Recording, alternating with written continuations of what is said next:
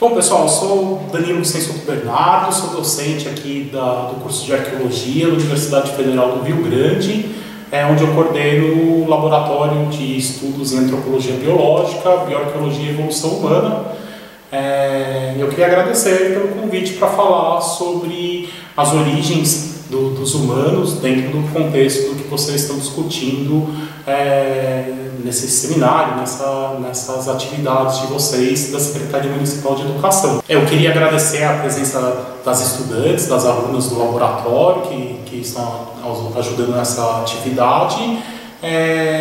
E eu vou começar a falar um pouco então do contexto geral da evolução humana, do surgimento dos seres humanos do jeito que nós conhecemos hoje, num tempo super curtinho, né? Então vamos ser super econômicos, em 20 minutos tentar explicar alguns pontos, os pontos mais críticos que nós temos para entender, para ver os principais aspectos da história evolutiva humana. Antes de ir direto para esses pontos críticos, é importante a gente destacar, a gente deixar claro o que quer dizer a ideia de evolução propriamente dita. A gente vê muita gente falando sobre evolução em relação à vitória do mais forte, em relação ao mais fraco, a competição entre as espécies. Evolução, estritamente no sentido biológico, nada mais quer dizer do que mudança. Mudança ao longo do tempo através da descendência com modificação.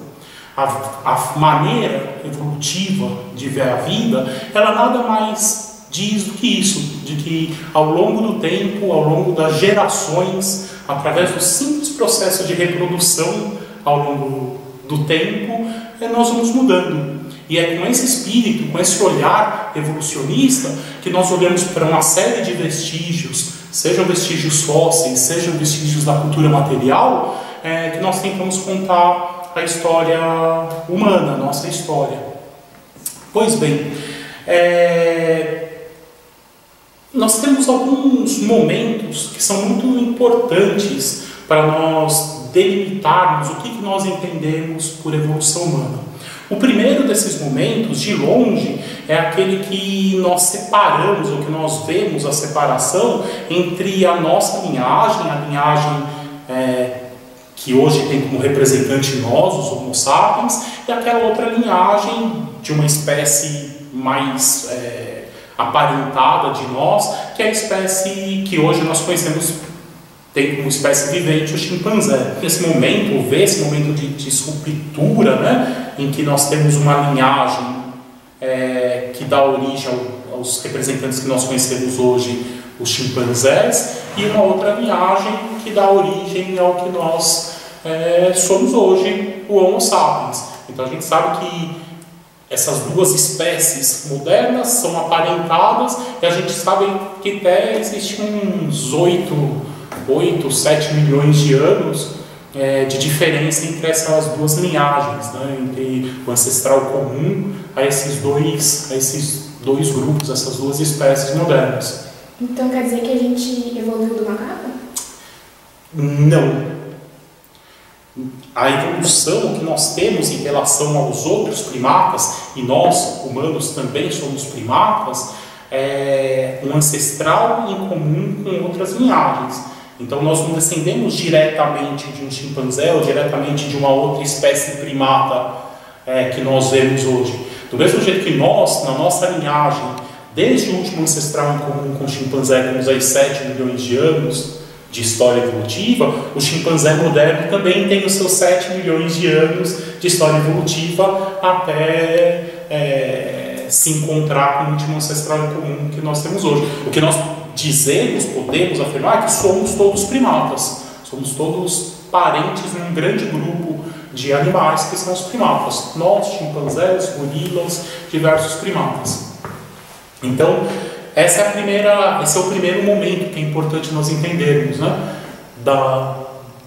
Dos primatas viventes mais próximos, mais aparentados que nós temos a linhagem dos chimpanzés, que se separou da nossa linhagem por volta de 7 milhões de anos atrás, e nessa nossa linhagem, que nós chamamos da linhagem dos hominíneos, ou seja, do Homo sapiens modernos e todos os seus aqui nós temos os principais ancestrais da mesma linhagem, nós temos uma linhagem, uma história evolutiva em particular, que durou aí cerca de 7 milhões de anos, dura 7 milhões de anos, que é a linhagem dos hominíneos. É nessa linhagem que a gente vai dar uma olhadinha agora.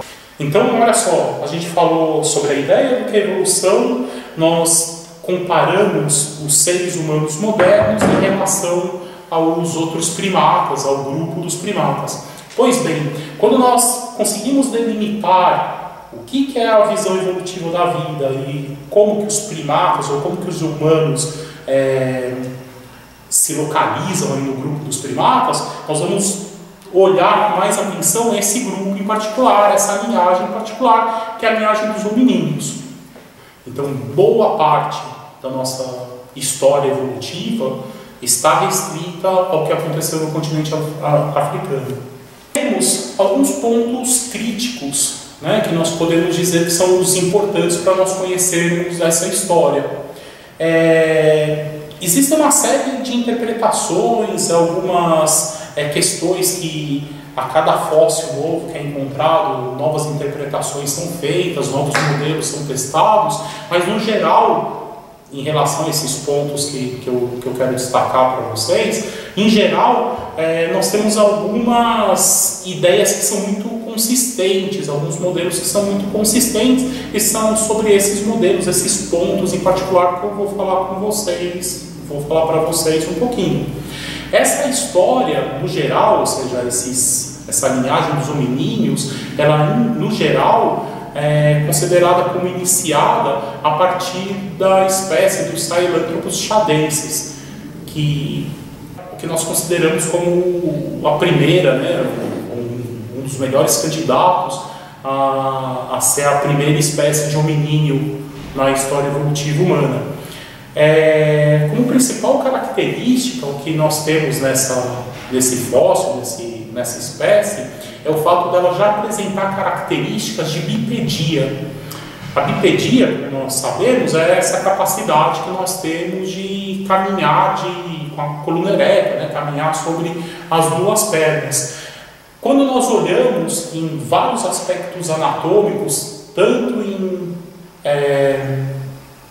espécies fósseis da linhagem hominíneas quanto espécies fósseis de outros primatas, é a partir de Sahelanthropus chadensis que nós vemos algumas características anatômicas que são muito apropriadas ou muito próprias, refletem muito bem a bipedia. Uma dessas características se apresenta por essa região aqui do crânio.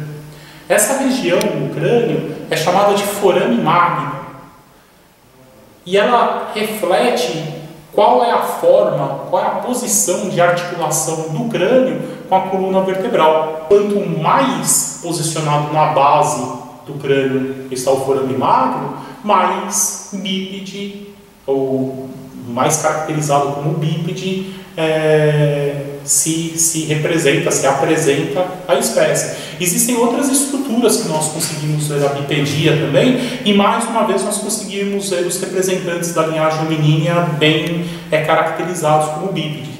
Por exemplo, um fóssil muito famoso da nossa linhagem evolutiva é o fóssil bastante conhecido, bastante famoso, né, do Australopithecus afarensis, da Lucy, encontrado também na África, né, na década de 70 pelo Donald Jorgensen.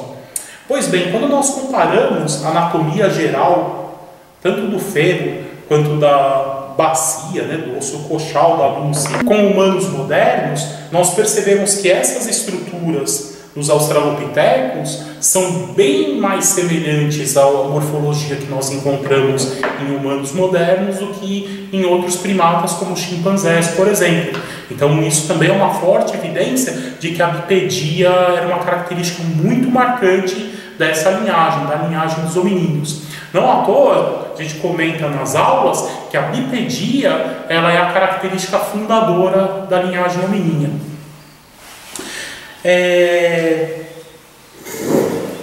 Nós percebemos que em determinado momento da nossa história evolutiva, a própria bipedie em si sofreu uma modificação. E essa diferença ela se apresenta para nós, para os paleoantropólogos, através das mudanças na proporção do corpo. Quando nós olhamos o corpo da maioria dos representantes dos australopitecíneos da nossa linhagem e de outros representantes também da nossa linhagem, nós percebemos que, além de serem bípedes, uma parcela desses representantes passaram a ter a estrutura, as proporções do corpo muito mais semelhantes à dos humanos modernos como nós hoje. Nós percebemos então, e isso acontece principalmente aí a partir do surgimento do Homo ergaster e do Homo erectus.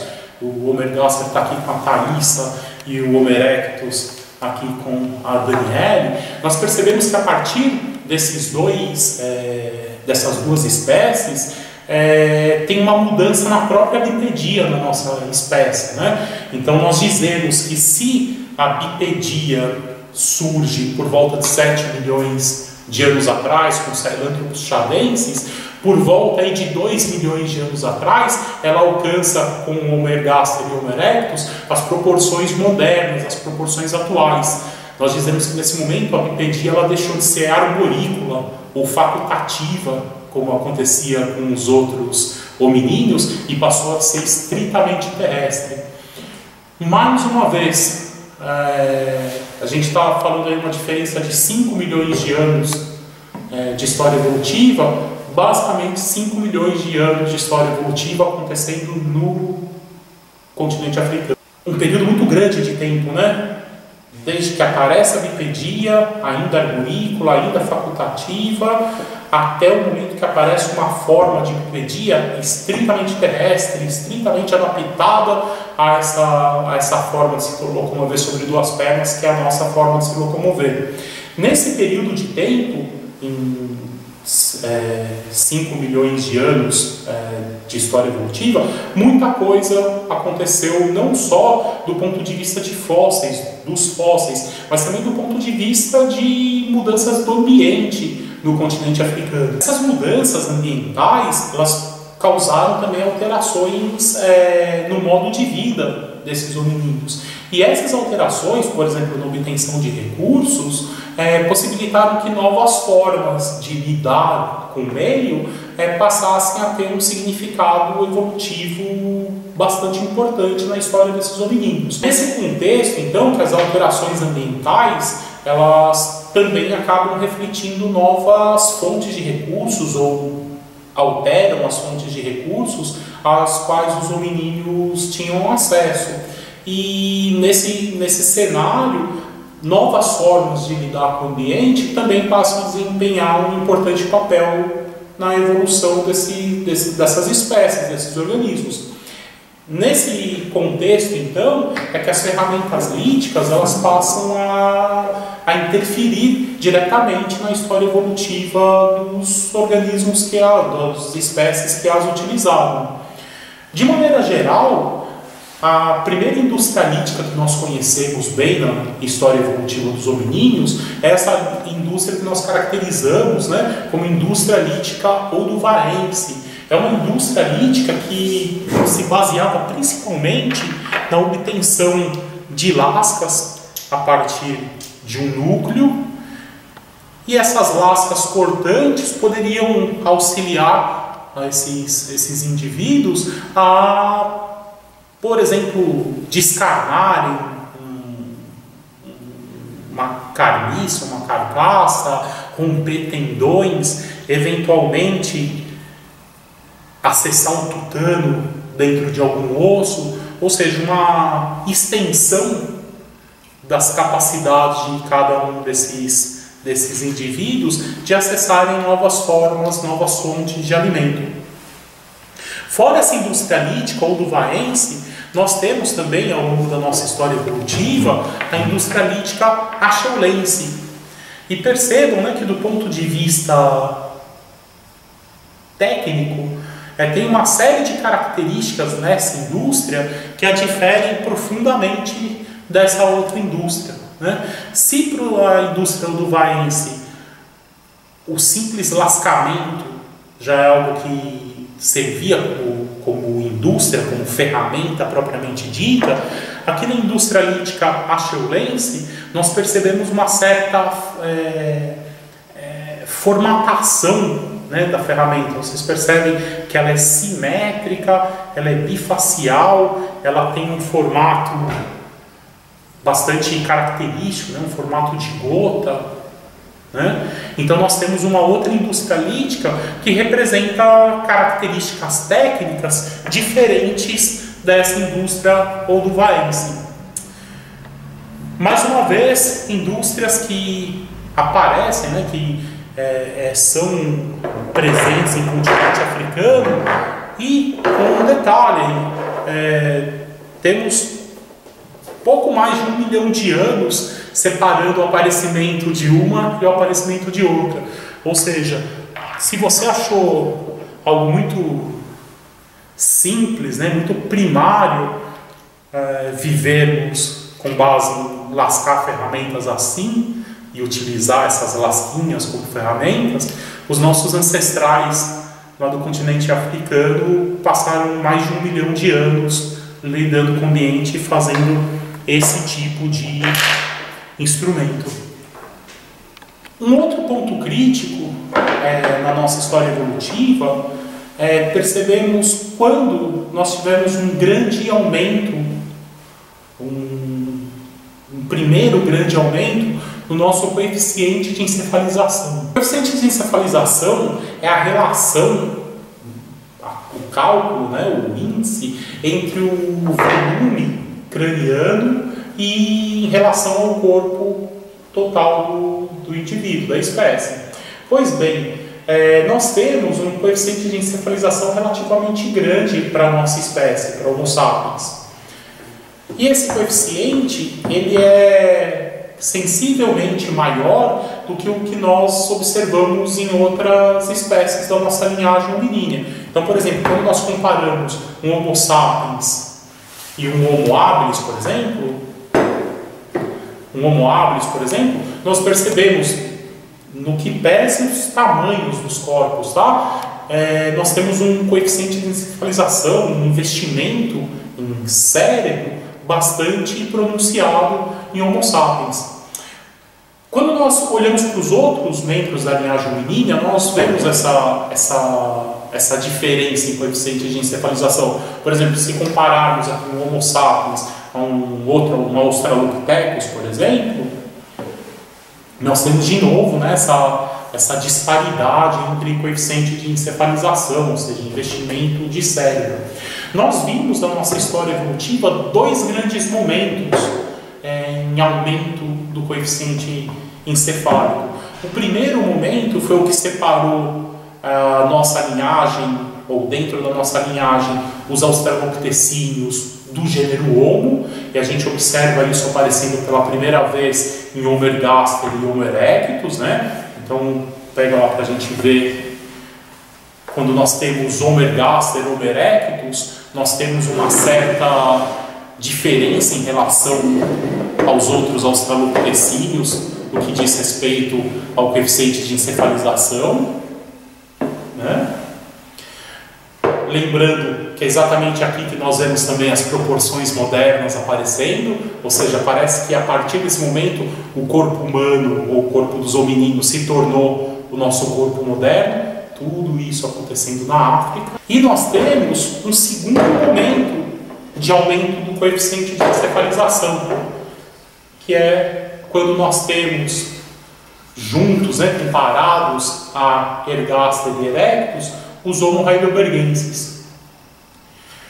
Homo heidelbergensis, Homo erectus, acontecem tanto na África quanto fora da África.